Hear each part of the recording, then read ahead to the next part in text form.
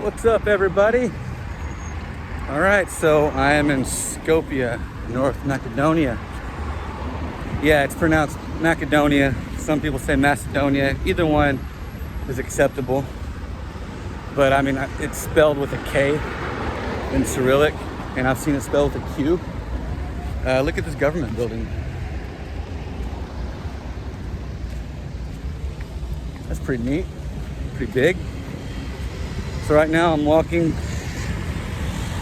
towards the city center, and a unique thing about this city is there are statues everywhere, countless statues. Like, nobody knows how many statues there are. They were put in, I think, in 2012. Yeah, so about 10 years ago, to increase tourism. Behind me. And the locals hate them. But there's a lot of them, and I think they're pretty fascinating. Actually, here's some right here. Hang on. There we go. First look at the Skopje statues. And behind it, you can see this giant castle. It was built in the 6th century. Here's another look at the government building.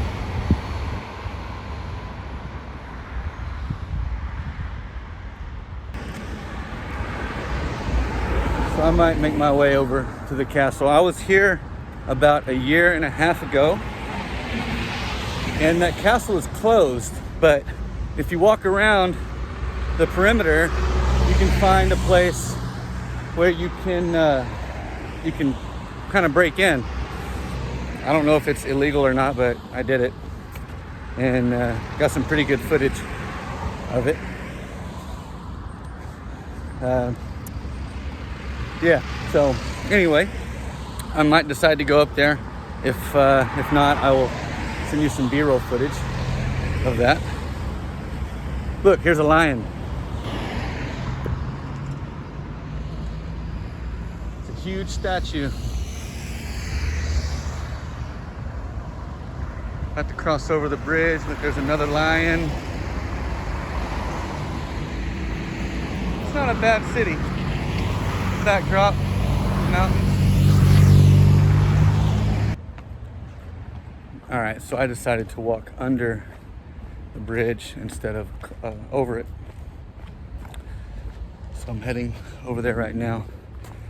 So this country has a pretty fascinating history, and it's been disputed territorially by Greece, Bulgaria, and Serbia. And if you ask some Bulgarians, they say that this region is just Western Bulgaria. In 1878, during the Treaty of Berlin, Bulgaria laid claim to this area, kind of a repudiation of the Ottoman Empire. And in 1912, it was actually also claimed by Serbia and Greece. And then in 1912, 1913, there were the Balkan Wars, where Bulgaria allied with Greece, Serbia, and Montenegro to force the Ottomans out of Europe. And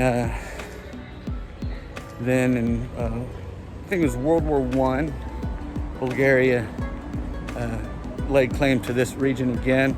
And then after the war, Serbia took it back for a few years, and then it became part of the Kingdom of Yugoslavia.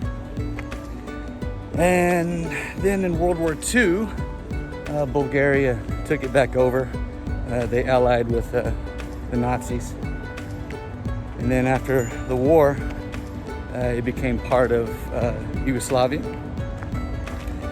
And then in 1991, after Slovenia, Croatia, and Bosnia declared their independence, and Serbia went crazy, Macedonia kind of silently declared their independence, they were the only country in Yugoslavia to not see any wars, any sanguinary conflicts. And when they were part of Yugoslavia, they were part of one of 6 republics. And then, after they declared independence, everything's been just peachy. Yeah, I'm kidding. There's a bottle. So yeah, this has been up for dispute. It's a lot of it has to do with the language and ethnic identity. Bulgaria and Greece, they've both blocked Macedonia, or North Macedonia, extension into the European Union. There's a part of Greece that has the same name, and so there's that dispute with them. And with Bulgaria, they feel that this area actually belongs to them. The language is basically the same, but Macedonia has declared that it's its own language. So anyway, it's very complicated. There have been nationalist governments on both sides who've kind of stoked tensions throughout the years, but they've been since both been voted out, and tensions kind of seem to be easing a little bit, but it's still very complicated. So if you're interested in learning more, there's plenty of information on it about it online. But right now, check out this boat. I think it was a restaurant at one point. And then across here, you'll see more statues. So look up there. The statues line along the buildings. You'll see this quite often. All right, get ready to see some pretty interesting statues here. As you can see, they have them all along the top of this building here. And here's this guy, kind of looking sad.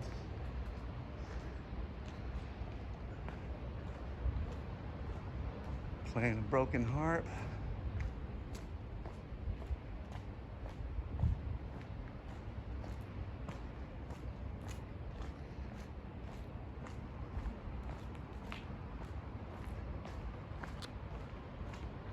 All over the city,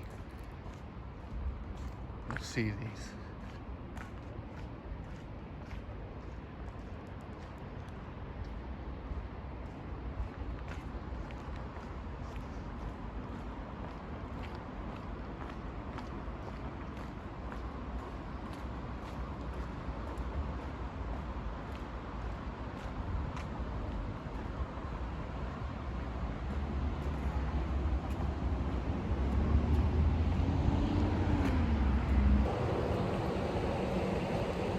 Behind me here is the Holocaust Museum. It tells the story of the Jews who, during World War II, were loaded up into cattle cars and transported to Treblinka in Poland, the death camp there, and were immediately gassed. And none of them survived. And behind me here is the National History Museum. If you ever come here, highly recommend coming to both places. This tells a pretty harrowing story, but it's an important part of history that needs to be retold and not forgotten.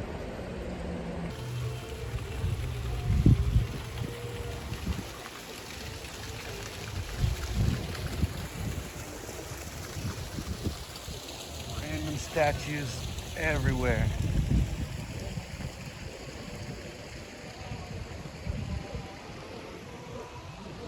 So I'm heading to the old bazaar. There's a lot of shops. It's a Turkish part of town. There's a statue of, I think it's Alexander the Great. Or no, I think a local told me that was supposed to be Alexander the Great's father. Alexander the Great, his statue I think it's behind me a little ways. He's on a horse. So I'm gonna go find that a little bit later. A lot of this is under construction. The first time I was here. Looks like they got it completed now.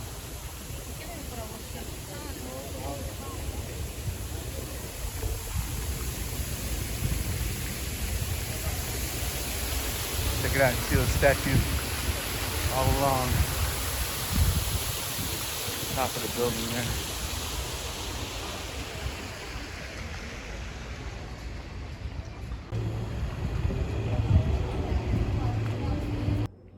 What's up, everybody? So when I was making this video, I ended up with over half an hour of footage. So I decided to break it up into 3 different sections for you. I hope you enjoyed the first one, and here's what you can look forward to when the next video comes out. I'm in the part of town where you can buy pretty much anything. So ahead is the statue of Alexander the Great. And this thing is gigantic. I'm getting the shade here if I can see a little bit better. Ah, there we go. So what a lot of people don't realize is that Mother Teresa was a corrupt religious fanatic.